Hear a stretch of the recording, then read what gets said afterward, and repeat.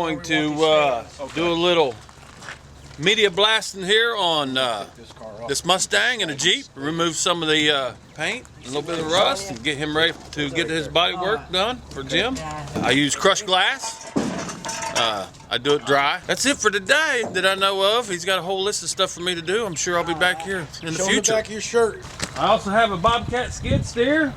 I can run around and do small jobs. My blasting unit is a mobile unit. I can come to you. Or if you got small pieces, I can pick them up and bring them to my house in Lebanon, Tennessee. I guess on this one here is probably 2 to 3 hours. And probably the same for the Jeep, somewhere in there. It just kind of depends on how quick it comes off. Some stuff is stuck a little harder. You got to spend a little more time with it. So it's kind of not every job's the same. Every job is different.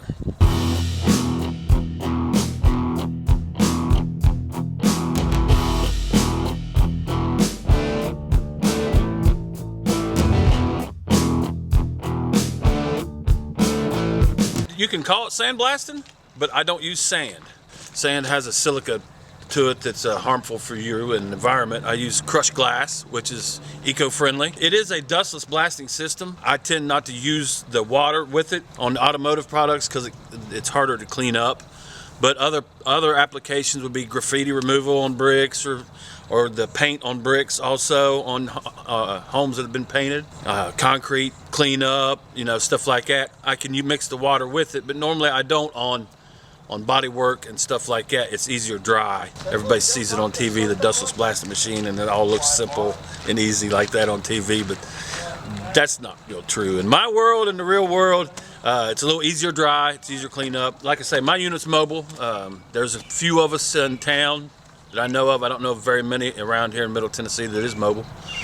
But other than that, you can call it sandblasting, but I don't use sand. I can use different medias also on different applications. You can use walnut shells, it's a little softer media, like if you had a porch or log homes. Corn cob is another media. Black beauty is a coal slag, and there's just different medias. That's why I call it media blasting instead of sandblasting. When you say sandblasting, everybody automatically imagines a great big huge dust cloud. I mean, there will be a little bit of dust here, but it won't be a big deal. The reason why we haven't blasted these cars is because it just makes our life a lot easier getting ready to do the work we do. If I had to go and spend hours with a wire wheel or whatever to get nooks and crannies and get rust and get old seam sealer and things like that out of the car, what it costs for me to have them sandblasted, it saves me time, speeds up production. Davey's happy to come out here and do a couple of cars at a time, one car, some pieces, whatever he wants to do. I'll probably give him some pieces when he leaves from other projects so we can have them on hand and ready to go, and he can take his time and do it at home. The company used to belong to a buddy of mine. He getting older, wanted to spend some time traveling with his wife and going to Florida and whatnot, so he sold the company to Davey, and Davey's been awesome. I mean, he even came over to my house with a mini excavator and worked on my driveway, so he pretty much does it all. We'll let him get to work as soon as I get my wrecker started. Wrecker number 2 never goes anywhere, so of course, the batteries are dead. Start it every day, Jim. That's what everybody says. Start it every day. Yeah, okay. I got all that time.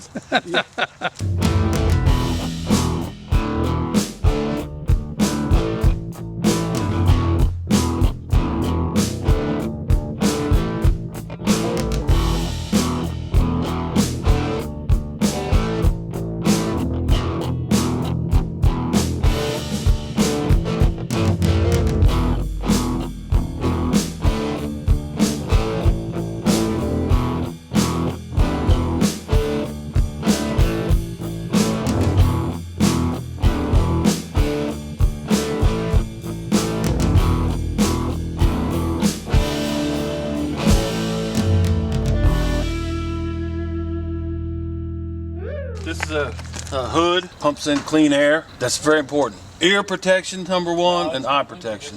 And that takes care of both of them. Yeah, I know, but it's not making it.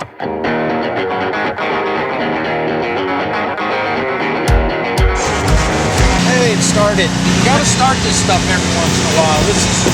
This is just something that, neglected, it's gonna sit. Then you can waste a half an hour trying to move stuff around. But we got it now.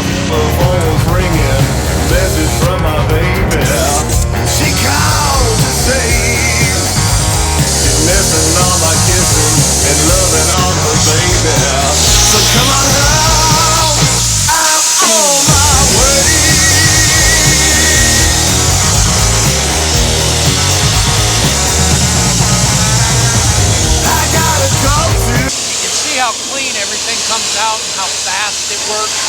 that is literally saving me hours of labor cleaning that, and you end up with a much better surface to do your work on.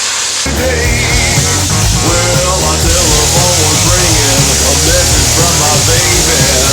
She called to say she's missing all my kissing and it's driving her crazy. So one of the worst things about having a bigger shop is you put your coffee down, it's gone. You can't find it. And then when you do find it, you got to decide if you want to walk all the way down there and get it or just make another one. When you're a kid and you drop something, you bend right over and pick it up. When you're older and your back's not so good, you got to decide if you really need it or just want to order another one off of Amazon. I'm on my way. You like that? Yeah. Yep. You're going to want them all done, aren't you? Yep.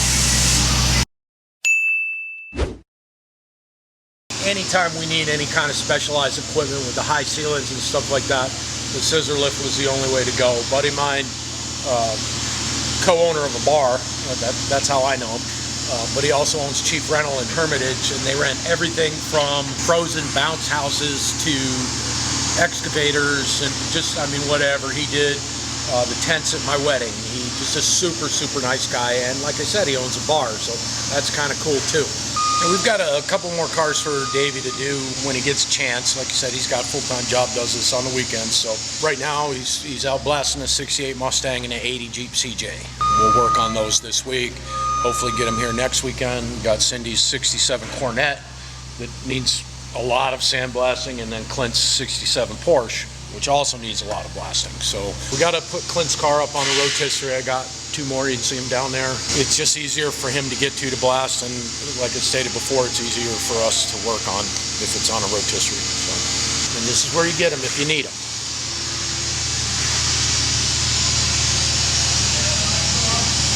We'll keep Davey busy for a little while, and I found my coffee.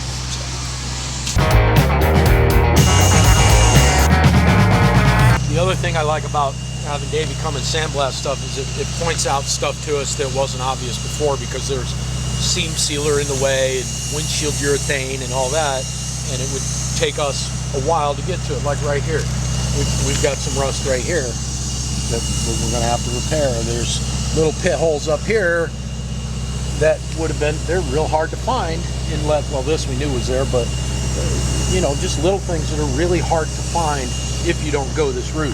But if you look and see the door jamb, that door jamb's ready for me to finish that quarter, prime it, seal it, paint it. And when we put the floor in, we've got nice clean metal to weld to. In fact, the guys next door to me used to own a company where you could dip your car, and that would eat all the paint, all the rust, but also all the seam sealer. There are portions of this car that we didn't have to take apart that have seam sealer in them. If you dip a car, which you can't do anymore thanks to environmental Green New Deal stuff, you can't do it. It's a reverse electrolysis kind of thing. Very boring, I know, but you see the seam sealer over there. That's stuff we don't have to take that out. You know, that's a part we're not taking apart on the car, so there's no need to take it apart. So he's done anywhere I welded because it makes, you know, for neater body work.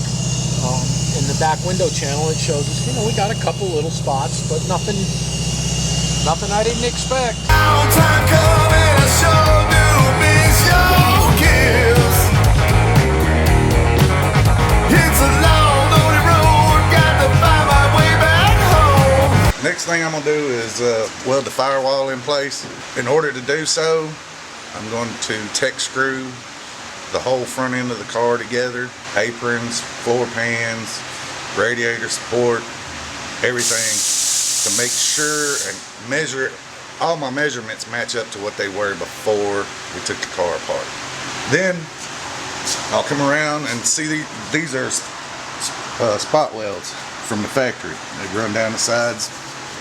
That's for the firewall right here, all the way across and down the other side. When I get this in place, I go back and weld each one of these up and then grind it down till it doesn't show, so it looks better than new. You got to make sure everything's in exactly the right spot. That way, when you go to put the car together, all the panels will fit. Sometimes I put the fenders and everything, the hood, everything on the car before I weld anything up to make sure all the lines are good, everything's in the proper place. You can't just weld this on and go to the next thing and think it's going to fit, because it doesn't work like that. You have to fit everything together. It's like a jigsaw puzzle, and you got to make the pieces fit.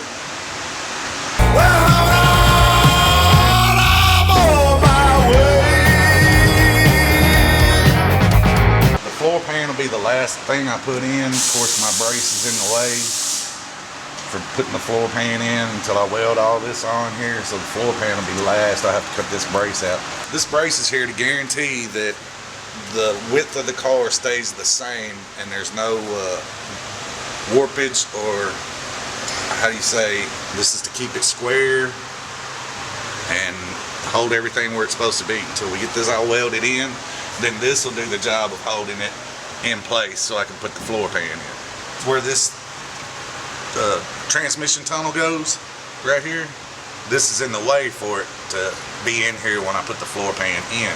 That's why I have to weld all this in place so it holds everything, then cut this out.